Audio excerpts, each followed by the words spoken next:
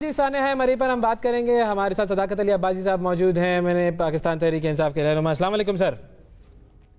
जी वालेकुम सलाम सर। वालेकुम सदाकत साहब, ये जो सानेहा है, सारी कौम जो है वो इसके हवाले से तबसरे कर रही है, बात कर रही है, हुकूमत भी नोटिस ले रही है और अब सारी चीज़ें हो रही हैं, लेकिन आप बताइए कि ये क्या हुआ, क्यों हुआ और अब होने क्या जा रहा है।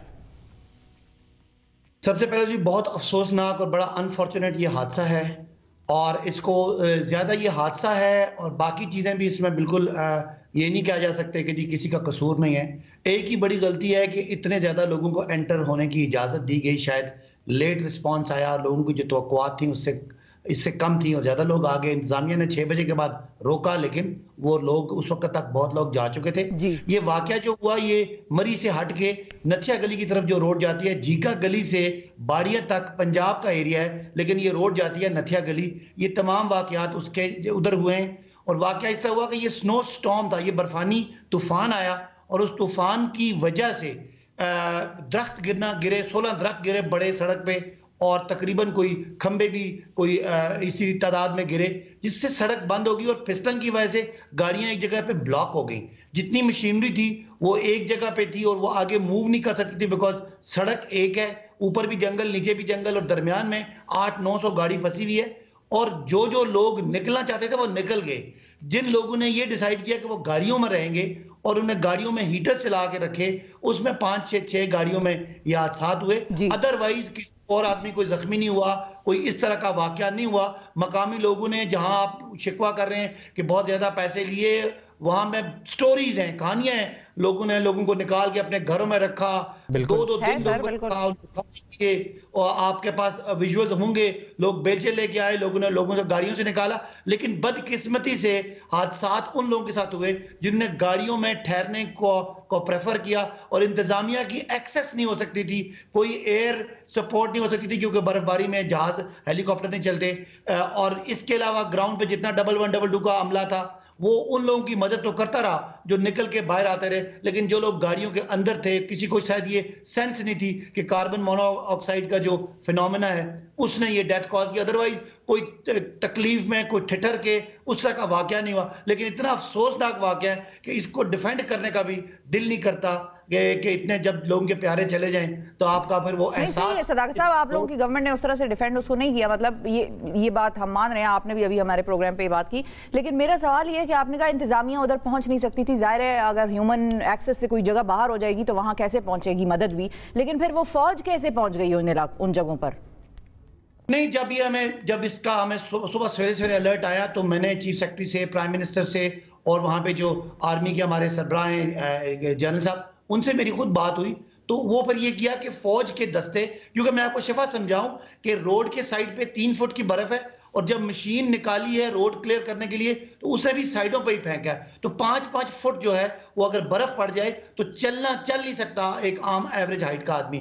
तो फौज की जाहिर है वो ट्रेंड है, उनके पास वो बूट्स होते हैं, वो जिसके तहत वो फौजी जवान चल के वहां पे गए और फिर वो दरख्त भी काटे गए, फिर वो जो कटिंग टूल से वो भी लेकर गए।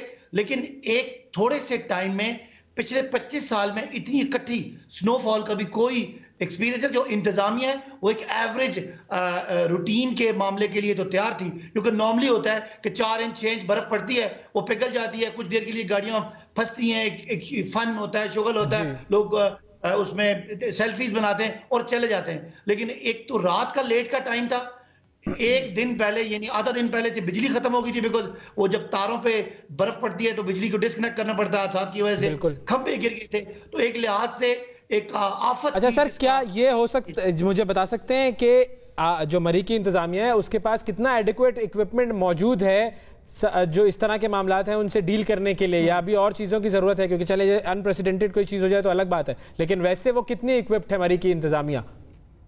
देखिए, मैं कहूं कि सारा कुछ इक्विप्ड है गलत है, एक एवरेज लेवल के लिए इक्विप्ड है, लेकिन जो हालात हैं और जिस तरह का टूरिस्ट एक ज्यादा आ रहा है, हमें बहुत ज्यादा इसको मॉडर्न लाइंस पे करने की जरूरत है। हमने एक कोसार डेवलपमेंट, टूरिज्म डेवलपमेंट अथॉरिटी बनाई है जिसका कानून 15 जनवरी के बाद वो आ जाएगा और उसके तहत एक टॉप लेवल की ब्यूरोक्रेसी को डाल के इसको सारे जदीद एक पैटर्न पे इसको रीऑर्गेनाइज करने की जरूरत है। और मैं इस हद तक समझता हूं कि हुकूमत ने, हमारी ने भी कोई बहुत बड़ा अभी तक काम नहीं किया कि हमें इसको मॉडर्न लाइंस पे इसको तरतीब दें। और खासकर जो हमारे यहाँ एक सेंस है कि सिक्योरिटी के हवाले से, हम सेफ्टी के हवाले से हम कुछ भी नहीं करते, वो बदकिस्मती से वो है कि हमें इसके हाईएस्ट सेफ्टी प्रोटोकॉल्स हमारे यहाँ नहीं है। और शायद जो होटल्स हैं जो कि 40-50 हजार चार्ज कर रहे थे, ऐसा निजाम नहीं है कम्युनिकेशन का।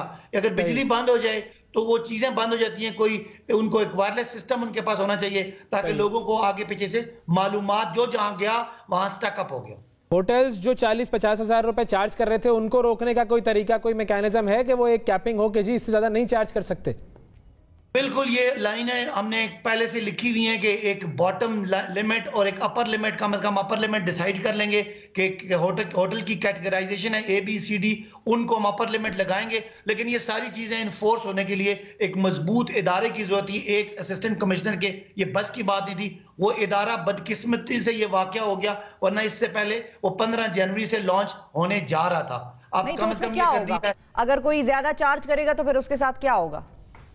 नहीं देखें शिफा, उसके लिए सबसे पहले तो जो आपका एडवेंचर टूरिज्म के जितने SOPs हैं वो लागू हो जाएंगे। और फूड जो इंडस्ट्री है और जो फूड का जो है उनको भी क्वालिटी, उसकी हाइजीन और उसकी प्राइसिंग का भी एक हम कैपिंग करेंगे। और इसी तरह जो होटल्स हैं वो बहुत ज्यादा तादाद में, यानी तकरीबन आपको अंदाजा नहीं है कि 2-3 किलोमीटर में 3,500-4 हजार होटल्स और मोटेल्स और रेस्ट हाउसेज हैं, उनको बिल्कुल रेगुलेट करेंगे। और उनका शिकायत पे फौरी तौर पे उनके जुर्माने या उनके लाइसेंस कैंसिलेशन के हद तक हमने सारी कानून साजी कर ली है। लेकिन बदकिस्मती से आज वो बात करना ऐसे ही है जैसे गिरे हुए दूध पे रोना। अब ये नहीं आप कह सकते हैं, लेकिन आइंदा के लिए तो मैं पूरी तरह मेक श्योर हम मीटिंग द प्राइम मिनिस्टर और उनको ये करके तो टॉप लेवल पे इंशाल्लाह हम वो एक सजेशन है। बाहर की दुनिया में ये होता है कि रेस्टोरेंट्स या होटल्स की रैंकिंग रेटिंग होती है, 5 स्टार्स लगे होते हैं उनके दरवाजे पे। आवाम को पता है कि इसको उस अथॉरिटी ने जो वो अलॉट कर रही होती है उसको इस बुनियाद पर उनके स्टैंडर्ड्स हैं, खाने का स्टैंडर्ड, हाइजीन का स्टैंडर्ड, रेट्स का स्टैंडर्ड, और उसके मुताबिक उनको स्टार रेटिंग दी जाती है। जो 5 स्टार रेटिंग हो या 4 स्टार हो, लोग उधर जाते हैं, 3 स्टार 2 स्टार पे नहीं जाते। तो ये रेटिंग का सिस्टम भी आप प्राइम मिनिस्टर साहब को कहिए कि ये भी लागू करें मरी में हमारे टूरिज्म के हवाले से। कैटेगरी ABCD की मैंने बात की, बिल्कुल आपका ये मशवरा बिल्कुल ठीक है। और एक और हम नई चीज लेके आ रहे हैं, IG से मेरी बात हो गई है कि हम एक टूरिज्म पीस फोर्स ला रहे हैं।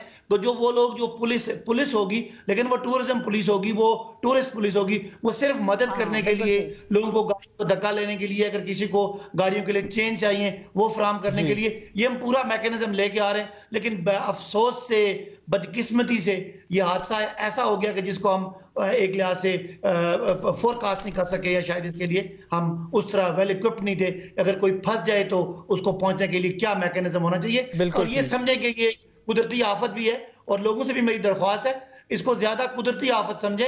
एज सच कोई एक छोटी सी तहसील, इतना बड़ा उसके पास इक्विपमेंट नहीं हो सकता कि जो एरियल जाके सपोर्ट करे। कलेक्टिवली सीखने की जरूरत है बहुत कुछ, हुकूमत को भी, आवाम को भी, एडमिनिस्ट्रेशन को भी। बहुत शुक्रिया अदा करेंगे सदाकत अली अब्बासी साहब हमारे साथ मौजूद